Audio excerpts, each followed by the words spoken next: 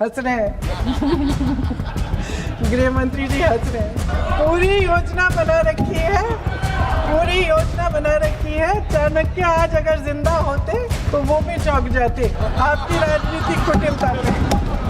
एक तरफ महिला आरक्षण की बड़ी बड़ी बातें तो दूसरी तरफ गुप्त रूप से ओबीसी वर्ग का हक छीना जा रहा है। प्रदेशों में चुनाव के दौरान सदन की बैठक बुलाओ, कोई सर्वदलीय बैठक मत बुलाओ। विधेयक का प्रारूप सिर्फ एक दिन पहले सार्वजनिक कर लो ताकि विपक्ष को कोई मौका न मिले कि इस पे चर्चा का ठीक ढंग से हो। मीडिया और पब्लिक में पहले से ही चर्चा शुरू कर लो कि मोदी जी एक बहुत बड़ा कदम उठाने वाले हैं महिलाओं के उत्थान के लिए। ये विपक्षी दल के जो नेता हैं कुछ समझते नहीं हैं, राष्ट्र के हित में कुछ करते नहीं हैं। बेचारे मोदी जी इतना बड़ा कदम उठाने वाले हैं, सबको इनका साथ देना चाहिए राजनीति से ऊपर उठकर। सीमन आयोग में सरकार द्वारा चुने गए 3 जने इस पूरे देश के प्रदेशों का वजूद, देश के लोकतंत्र में उनकी भागीदारी और उनका महत्व तय करेंगे।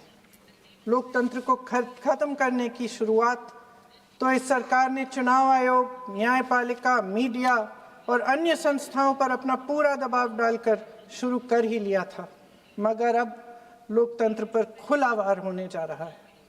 अगर ये विधेयक पारित होता है तो समझ लीजिए कि इस देश में लोकतंत्र खत्म हो जाएगा। अध्यक्ष महोदय, मौजूदा सरकार एक बार फिर इस देश की जनता की आंखों में धूल झोंकने का काम करके देश की अखंडता पर बहुत बड़ा हमला कर रही है। एक तरफ महिला आरक्षण की बड़ी बड़ी बातें तो दूसरी तरफ गुप्त रूप से ओबीसी वर्ग का हक छीना जा रहा है और कुछ प्रदेशों की ताकत कम करके लोकतंत्र की धज्जियां उड़ाकर अगले चुनाव के लिए अपनी पार्टी की मजबूती का ढांचा बनाया जा रहा है। हंस रहे हैं। गृह मंत्री जी हंस रहे हैं। पूरी योजना बना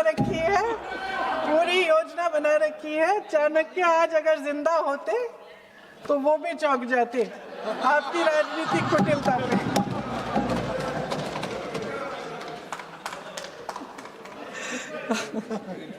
इन्होंने पूरी योजना बना रखी है। हंस रहे हैं, सहमत है मेरी बातों से। अचानक प्रदेशों में चुनाव के दौरान सदन की बैठक बुलाओ, कोई सर्वदलीय बैठक मत बुलाओ। विधेयक का प्रारूप सिर्फ एक दिन पहले सार्वजनिक कर लो ताकि विपक्ष को कोई मौका न मिले कि इस पे चर्चा का ठीक ढंग से हो।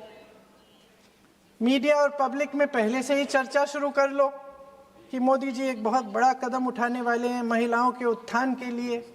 ये विपक्षी दल के जो नेता हैं कुछ समझते नहीं हैं, राष्ट्र के हित में कुछ करते नहीं हैं, विरोध करेंगे। बेचारे मोदी जी इतना बड़ा कदम उठाने वाले हैं, सबको इनका साथ देना चाहिए राजनीति से ऊपर उठकर। और ये कर करके विपक्ष को धर्म संकट में डाल दो। एक तरफ महिला आरक्षण और दूसरी तरफ आपको काट पीट करने की, पूरे ढांचे को बदलने की स्वतंत्रता, ओबीसी वर्ग को नकारने की स्वतंत्रता। अध्यक्ष महोदय, राजनीति में कुटिल होना अपनी जगह है, शायद हमें और थोड़ा होना भी चाहिए इस तरफ वालों को, लेकिन सत्ता बनाए रखने की महत्वाकांक्षाओं को परे करके देश के हित के लिए सही निर्णय लेना अलग है। शायद हम आदरणीय प्रधानमंत्री महोदय जी से आज ये उम्मीद नहीं रख सकते क्योंकि वह समस्याओं से घिरे हुए हैं, उन पर अंतर्राष्ट्रीय दबाव बहुत है। महिला आरक्षण जैसे ऐतिहासिक कदम को उन्होंने सत्ता को बनाए रखने का एक कमजोर बहाना बना दिया है। जाति जनगणना को नकारते हुए एक ऐसी संसद बनाना चाहते हैं जिसमें सिर्फ अभिव्यक्ति और चर्चा का ही अभाव नहीं होगा, बल्कि पिछड़े वर्गों और प्रदेशों की समानता का भी अभाव होगा। हमारी मातृभूमि की अखंडता का आधार है 1 सिटीजन 1 वोट 1 वैल्यू। अलग अलग राज्यों का दर्जा बगैर किसी संवैधानिक प्रक्रिया के तय करना इस अखंडता पर वार है। इससे हम कैसे सहमत हो सकते हैं? अध्यक्ष महोदय, इन्हीं 543 लोकसभा क्षेत्रों में से महिलाओं को 33% आरक्षण क्यों नहीं दिया? अगर पद खोने का डर नहीं है तो कुछ लोग अपना पद खो लें।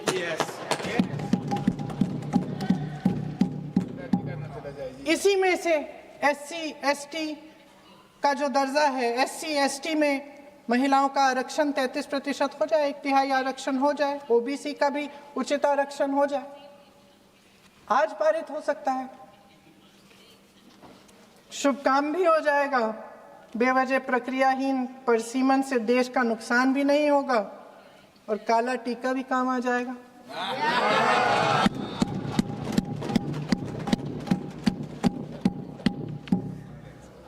सदन की सर्वसहमति से देश के इतिहास में एक महत्वपूर्ण कदम उठाने पर आदरणीय प्रधानमंत्री महोदय जी का नाम भी लोकतंत्र का गौरवमय पन्नों में लिखा जाएगा। अध्यक्ष महोदय, आज मेरी बहुत सारी बहनें यहाँ बैठी हैं, सदन की चर्चा देख रही हैं। हम चाहे बड़े शहरों में रहती हों या छोटे कस्बों में, गांव में, चाहे पढ़ी लिखी हों, कभी भी सभागृह की गैलरी की चर्चा नहीं करते सदन में।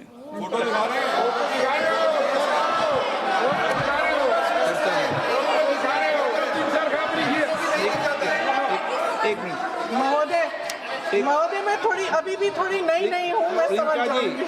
प्रियंका जी, एक मिनट। माननीय सभासदों, सभा की सहमति हो तो सभा की कार्रवाई आज रात को 11 बजे तक बढ़ा दी जाए।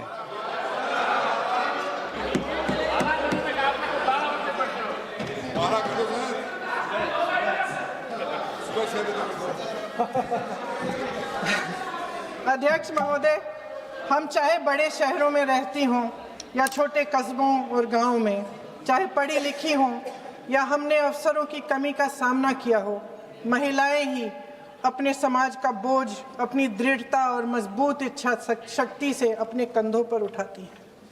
हम ही वे अथक कर्म शक्ति हैं जो हमारे राष्ट्र को आगे बढ़ाती हैं।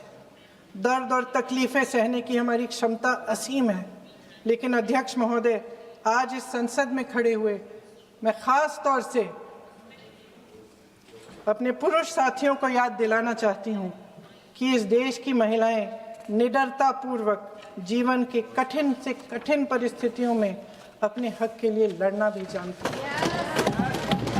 घोर अंधकार से भरी रात में उठकर एक नई सुबह का दावा करना जानती हैं। इस देश की महिलाएं वे जबरदस्त सामूहिक शक्ति हैं जो इस देश के भविष्य को आकार दे रही हैं। इसलिए अध्यक्ष महोदय, आपके द्वारा मैं आदरणीय प्रधानमंत्री महोदय जी को ये कहना चाहती हूँ कि अगर वे इस ऐतिहासिक कदम को ईमानदारी से उठा रहे होते तो पूरा संसद इनके साथ एकजुट होकर इसे पारित करता। लेकिन देश की महिलाओं के नाम पर इस देश के बुनियादी ढांचे, इसकी अखंडता के साथ खिलवाड़ करने की कोशिश ने इस विधेयक का मकसद ही बदल डाला है। हमारी संसद को कमज़ोर करके अपनी सत्ता को कायम रखने की एक खोखली कोशिश साबित हुई है। आदरणीय प्रधानमंत्री महोदय जी, इस देश की महिलाओं का वाकई आप सम्मान करते तो उनका राजनीतिक इस्तेमाल न करते। ये आपकी हस्ती, आपके पद, उसकी गरिमा और आपके दायित्व के प्रतिकूल है। आपने ही कहा था कि भारत की हर नारी का ये हक है, उसका अधिकार है, किसी की मेहरबानी नहीं। आज नहीं तो कल उसे ये हक मिलेगा और इस हक को वे पूरी जिम्मेदारी से देश की अखंडता और एकता को बचाने के लिए इस्तेमाल करेगी। हम आपके इन तीनों विधेयकों का सख्त विरोध करते हैं, लेकिन अभी भी आप एक ऐसा निर्णय ले सकते हैं जो सर्वसहमति से इस सदन में पारित हो जाएगा और हमारे देश की हर नारी को अपनी असली शक्ति को धारण करने का मौका मिलेगा। मैं आपके द्वारा प्रधानमंत्री जी से अपील करती हूं कि मन बनाएं, साहस करें, सही निर्णय ले लें। हम सब उनके साथ खड़े रहेंगे। धन्यवाद।